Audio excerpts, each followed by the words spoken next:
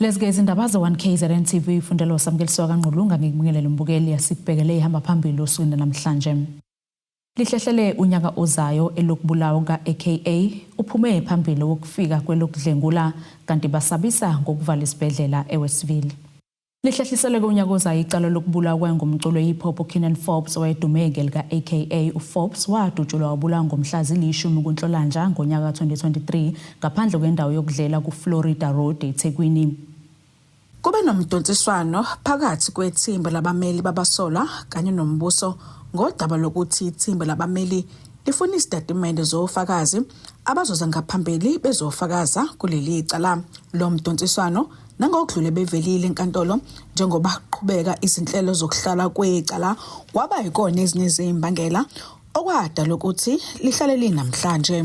Kodwa umbuso usamile ekutheni ngekwazi ukudedela isitatimende zabofakazi ngoba uyabavikela. Kodwa ke namuhla kugcine kuphuma izivumelwano sokuthi ngeke idedele isitatimende zofakazi ngenxa yolwazi olunzulu kanye namalungiselelo okuqoka kajaji okuyena ozohlalisa ukuqula kwecala. Kube sekunikezwa isikhathi sangezinyanga ezishagalolunye ukwenziwa kwalezo inhlelo. uForbes wadutshulwe kanye nomngane wakhe uTibelo Mothwane bashonela endaweni yesigameko ngonyaka u2023. Abasolwa uLindekuhle Mkhwanazi, uLindani Ndimande, uSiyanda Myeza, uMziwethemba Kwabeni noLindekuhle Ndimande babhekelela amacala okubulala, izibhamu ezingekho emthethweni nezinhlamvu nokushintshana ngemali ngendlela engekho emthethweni kanye nokunye. Kanti kulabasolwa kusakhona nabanye ababili abathintekayo abaseswazini. Kodwa ke umbuso phambilini waqinisekisa ukuthi ungabikho kwalabo baseswazini ngeke kuphazamisa ukuqhubeka kwecala.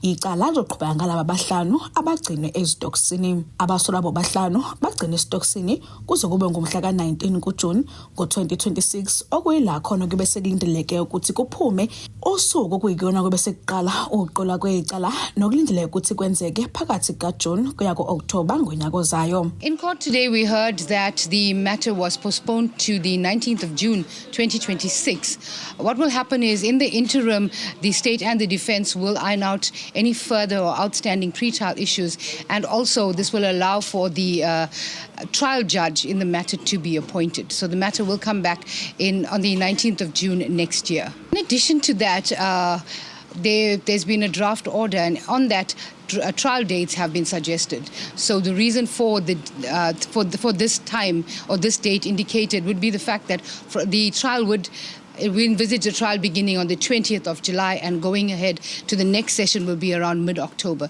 So that is that was the available dates for trials. And also one must understand that these dates are the result of consultations between the state and the defense. So it's an agreed upon dates. Abezindaba bebengavunyelwe ukuthobula kanye nokuqopha njengoba qhubeka izinhlelo zokuqulisa kwecala.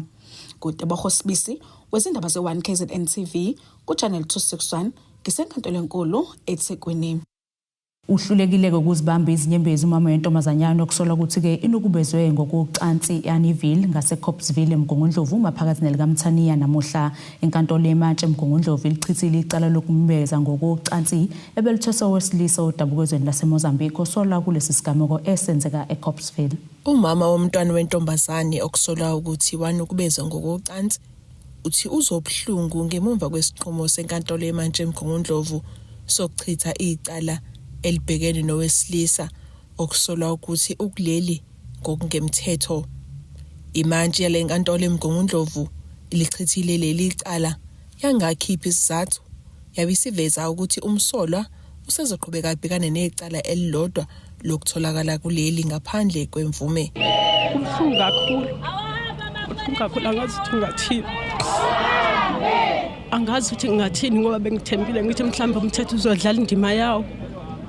Kodwa ngithema ngabe ngiya kwi-interview izolo ngoba besizolo nomntwana. Afuka ukuthi umshushisi kungenzeka lokhuza mhlawumbe kungenzeka singadingakali namhlanje ngoba basazokwenza uphenyo ngoba ngenzeka kube ingane ikhomba umuntu ongasiyena. Ngambuza ukuthi kanjani ngoba lengane umuntu ibingamazi. kodwa nokubiza ikwazi ukuthi atholakala imchaze ibimchaza ngeingubo ayigqokayo ukuthi ugqoka kanjani.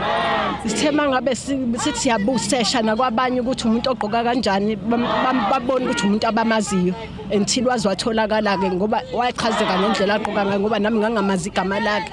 Engibuza khona ukuthi kanjani iyokhomba umuntu okude engamazi engasondelene naye engakazi yambona ndawo ishiya omalume kade bekhona endaweni ebaziyo.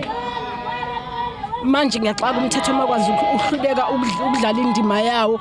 Akekho umuntu ongasukela umuntu emgaqweni ngoba wambona la kambone khona ehambela bese ethi uyena ongenza ukuthi kungixakile nami ukuthi kwenzeka kanjani. Angazi ukuthi ngizokwenza njani ngoba ipain enginayo angazi ukuthi ngathini. Ngoba ngithembile ngithi mhlambe umthetho uzoyidlala indima yayo uzobenza ubulungiswa kodwa uphelile-ke ngekusasa lomntanami ngoba mhlambe nami bengizophola enhlizweni yami. Abenhlangano iMarch and March abebezokweseka umama womntwana bathi badumele ngesinqumo senkantolo. Siphoxeke kakhulu ngeverdict iphume namhlanje enkantolo yokuthi bayawasula amacala erape. Lokhu kuyasikhombisa ukuthi iSouth Africa is lawless. Awukho umthetho eSouth Africa. Abantu bokufika futhi bona basizakala kakhulu ngokungabikho umthetho ngoba uhulumeni uyabavuna kukho konke lokho kwenzekalayo. Ikusasa lezingane zethu ushutha likho. Umthetho namhlanje usaqhubeka uhlelo ukuyitshengisa kohulumeni bamanye amazwe especially awase-Africa.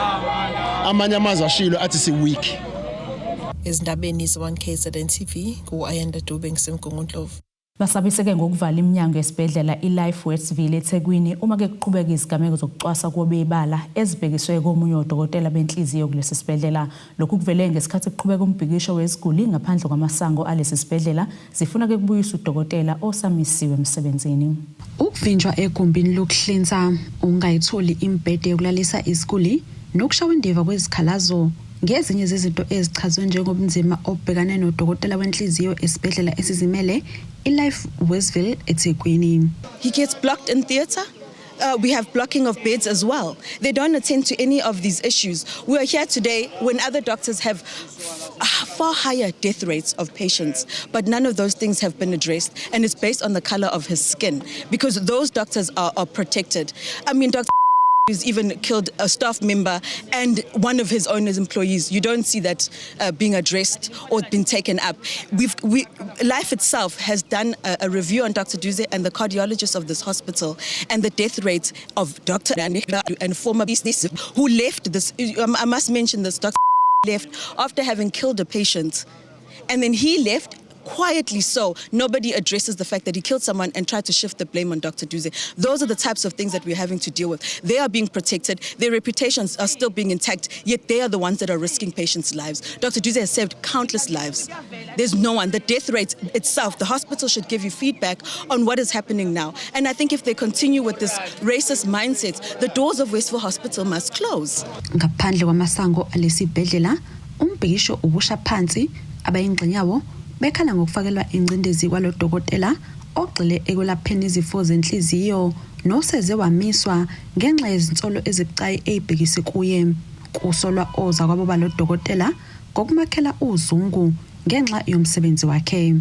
Because he's black and he runs a very successful practice. He's saved numerous lives. He's reviewed and patients love him. He's within medical aid rates. His colleagues cannot stand that his practice is booming just a mere 5 years of him being a private doctor.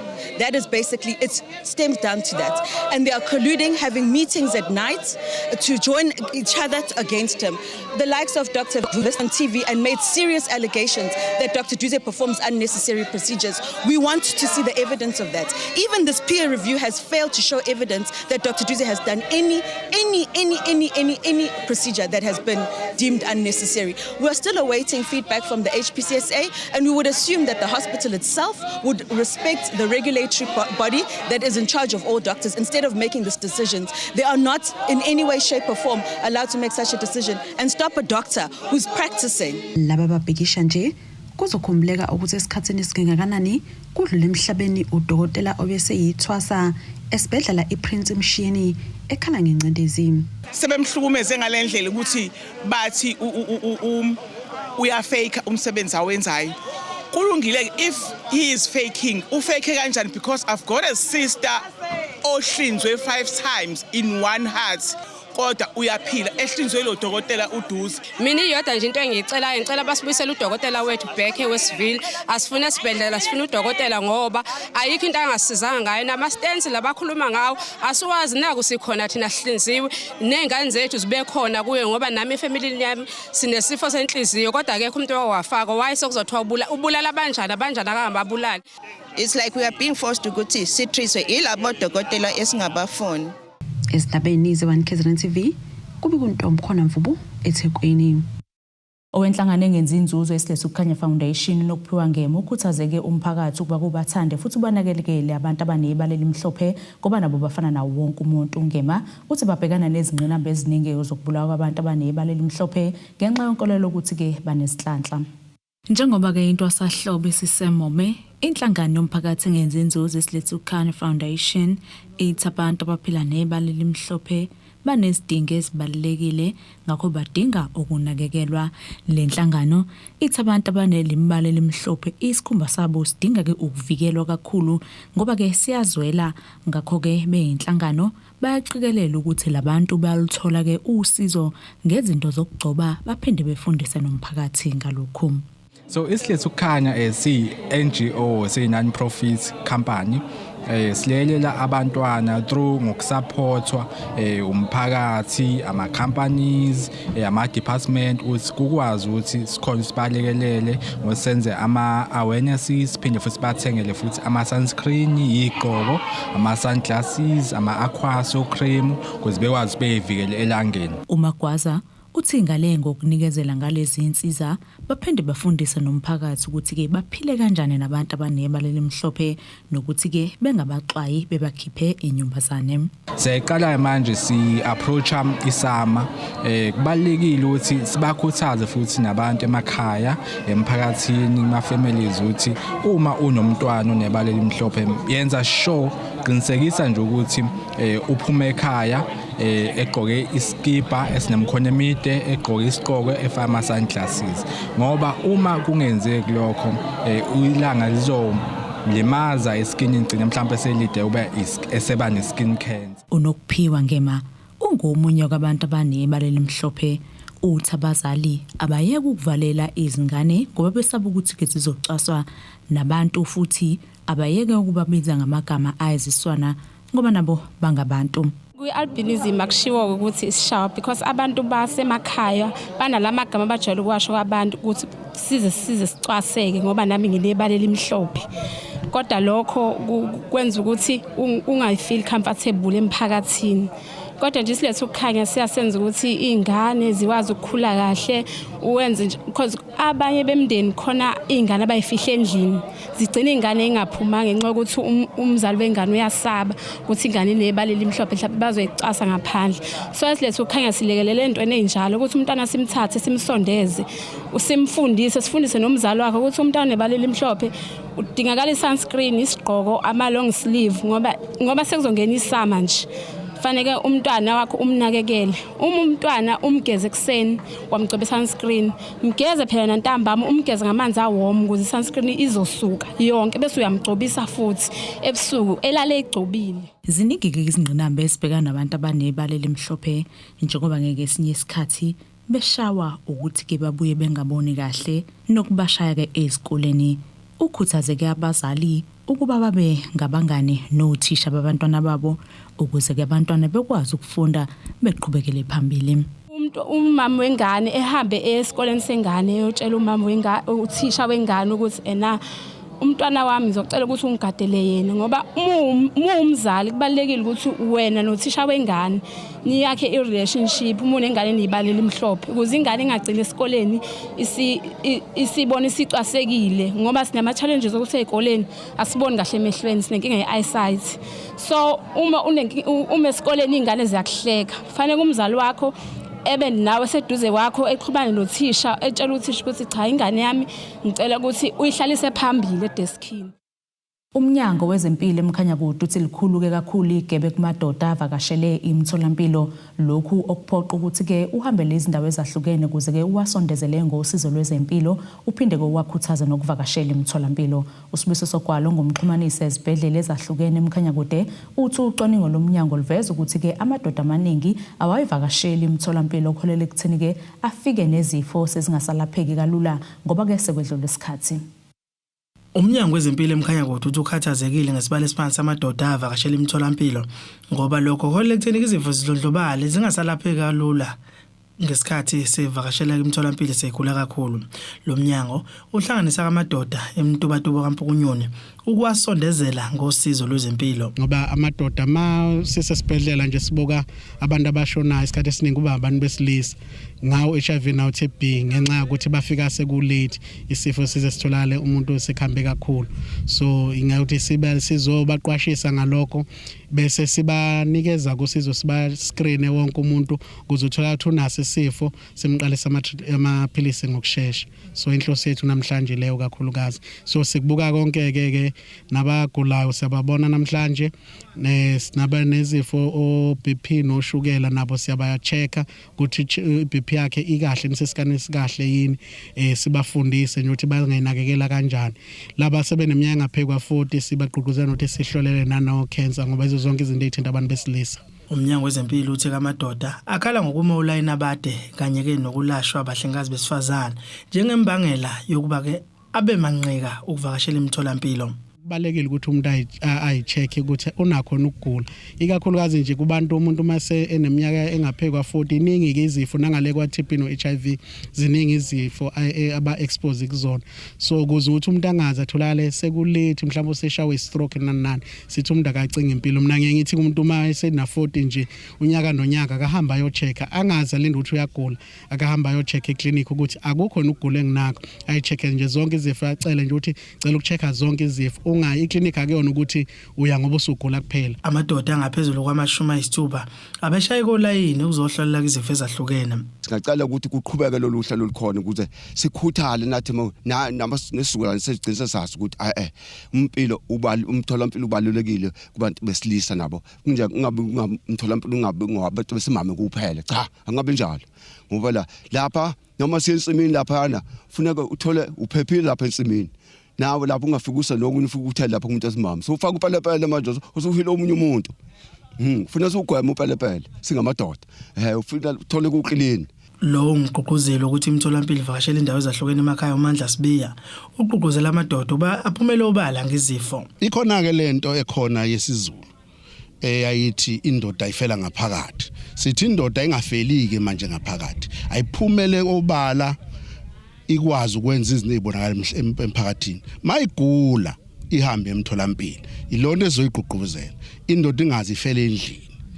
Bese kuba zinkinga ngoba ukulimala kwendoda ukulimala komuzi. Ukulimala komuzi ukulimala kwesizwe. Izo zonke lezi zinto esizilwayo siyinhlangano ezimele NPO. Izindabeni ze 1KZN TV kuba iNkosi Mthembu kwaMpukunyoni eMtubatuba. Umasipala iNewcastle usuqinisekise ukuba ukhokheka imali ebalelwa ku2.4 million rand kwinkampani ephehla ugesi uEskom ukuze ke kulungiswe ugesi. Imeya lo masipala uxoxa Nduba ukuthi lokhu kuyindlela yokubuyisa isithunzi emphakathini njengoba sekufakwe ama-transformer angu-47 amasha azolekelela ugesi ke ungasindelwa ezindaweni ezakhelwe lo masipala. Imeya kaMasipala iNewcastle uXola Ntube useqinisekisa ukuba njengomkhandlu bakhokha imali elinganiselwa ku2.4 million wamarandi ukuba kulungiswe ugesi waseNewcastle. Through persistent consultation, community engagement and a commitment to responsive governance, we have reached a significant milestone. Our municipality has paid 2.4 million to Eskom to facilitate the restoration of decommissioned transformers in Osizweni, Matadeni and the surrounding areas, a decision that will immediately benefit over 800 households. These are families who have lived in darkness for some close to a year and others to 2 years. Not by choice, but because of systemic challenges, network failures and unauthorized connection that made it impossible for the infrastructure to function safely. Uqhube ngokuthi lokhu kuzemva kwezikhalazo ezalethwa ngumphakathi ngenkathi lo mkhandlu wethula intuthuko edidiyelwe. Ukuveza ukuthi sifike kanjani ekuthatheni lesi sinqumo. It was through ama submissions that were made by people during ama IDP road shows. Kuma IDP road shows there was outcry eyayinkulu ngento yama transformer. Abantu besho ukuthi Eskom is expecting them to pay at least 75% and each household 6,050 rand. We then had to intervene. It was the initiative by the Office of the Mayor in Newcastle. And maybe I need to clarify this because akufanele kube into esithusayo ukuyisho. Mina I'm deployed by the IFP as much as umalumama uNkosi deployed in Sugar, South Africa. Fortunately, uMageba noMvelase were deployed by the same party. And if umholi, you will know ukuthi the party esuke deployile, that is where you derive a mandate from. Into ekumele sisho singayihlonisi le. And during the IDP road shows, there were IFP leaders ababekhona ukuzo assessa nokulalela ukuthi imphakathi ikhala ngani. Kanti uthi abaqonda ukuba yini edembeselayo ukuba ugesi ulungiswe njengoba sekukade bakhokha. We must also indicate that there have been numerous delays in the reinstatement of transformers, which is a great concern to us. We have been engaging Eskom at all levels to ensure that the immediate action is taken to reinstate the transformers without any further delays, especially because the municipality has already paid the necessary payment for all isolated transformers as submitted to us by Eskom. Kubi kuthobeka dladla izindabeni ze1KZN TV ngiseNewcastle. Siphinde futhi seyitolo sobe siqhubeke nazo indaba zethu.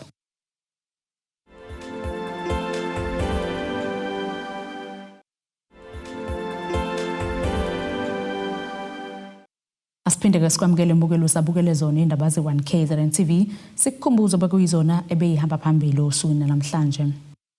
Lihlehlele unyaka ozayo elokubulawa ka-AKA uphume phambili wokufika kwelokudlengula kanti basabisa ngokuvala isibhedlela eWestville.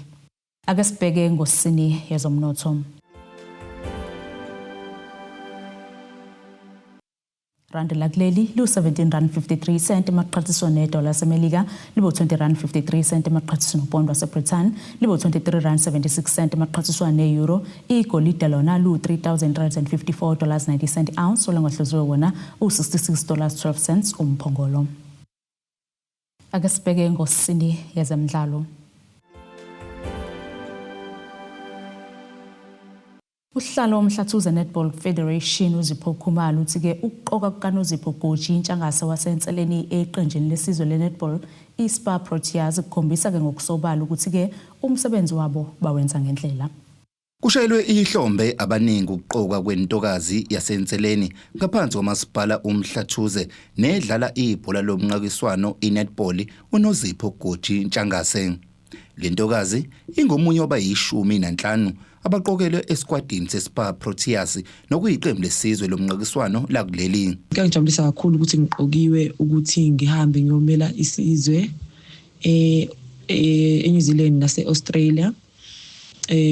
Noma bengakulindele ke kodwa kwashesha kwenzeka ke ngiyabonga.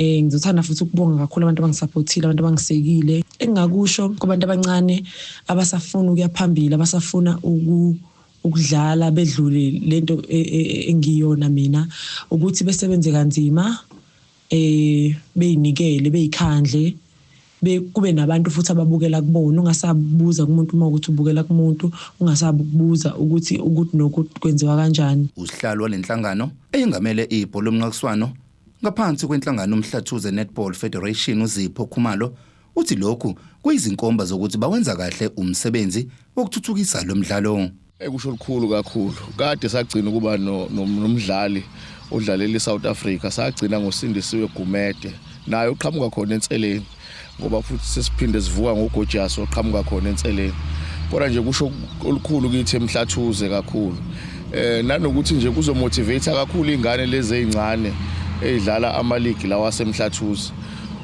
kuzoyiqhugquzela kakhulu kuzosilekelela mangikhuluma nje kunengane eziningi ezikuyiphuli yezikwati esibizwa kuthiwa ama dream teams under 17, under 15, under 13 ezisesigabeni zokuthi eminyakeni emithathu u4 ezayo nazo sebesihalalisela seyingene ezikwatini. uKhumalo uphinde waveza ukuthi ezindaweni eziningi basekwe umasipala uMhlathuze ukuhlangabezana nezindleko zabadlali bebhola lomnqakiswano kwimidlalo enhlobonhlobo ebakhona. Eminyakeni eminingi eyadlule besinama challenges amaningi uthola ukuthi oGorgeous nabanye abadlali fanele bayojima eThekwini. Asinayo itransport yokubahambisa uthola ukuthi sometimes uDSR uyasiza uDSEC kodwa kusukela ngonyaka odlule kuze kube lonyaka umasipala uMhlathuze usilekelela kakhulu ukuthi abadlali bethu sibalande sibahambise airport sibahambise kuma camp sibanikeze imali zokudla endleleni. Umasipala uMhlathuze nawo udlulisa amazwi okuhalalisela lentokazi yakwaNtshangase esuka enseleni. Umphathi walomasipala uveze ukuthi uyabonakala umsebenzi wenhlangano eyengamele ibhola lomnqakiswano ngaphansi koMhlathuze. Qoba kaGorgeous uNozipho Ntshangase wasenseleni ukuthi angene kuma Spa Proteas eSouth Africa kuyinto enkulu esikhathi ukuthi kwenzeke esikhathini samanje noma phela sazi ukuthi esikhathini esidlule bake babakhona abanye abantu njengosindisiwe Gumede nanokuthi ke ngicanti kuyalekelela ukuthi ukubambisana okukhona phakathi kamasipala ne-federation more especially i-leadership kamfowethu uMashobane uZipho engicathi uchairperson ne-executive yakhe iyonke. Lo masipala uphinde wasibophezela ekutheni uzothuthukisa izinkundla zebhola lomnqakiswano ezindaweni ezisemakhaya kanjalo nasemalokishini. uNtshangase kulindele ukuthi abe yingxenye yeqembu elizobhekana neNew Zealand neAustralia ngenyanga kaSeptember kanjalo noOctober. Ezindabeni ze1 KZN TV kubika uThabani Maphumulo eRichards Bay. Nasike isimo sezulu sakusasa esingalindeleka.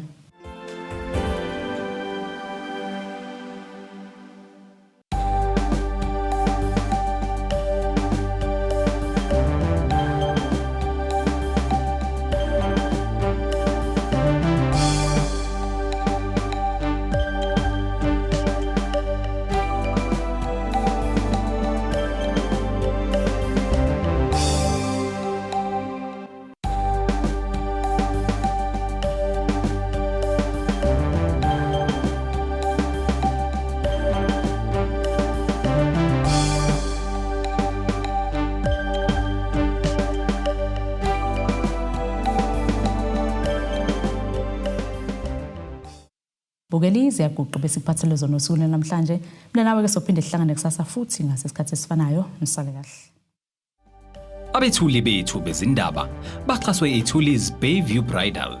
Ungabashayela kulezi zinombolo ezivelile.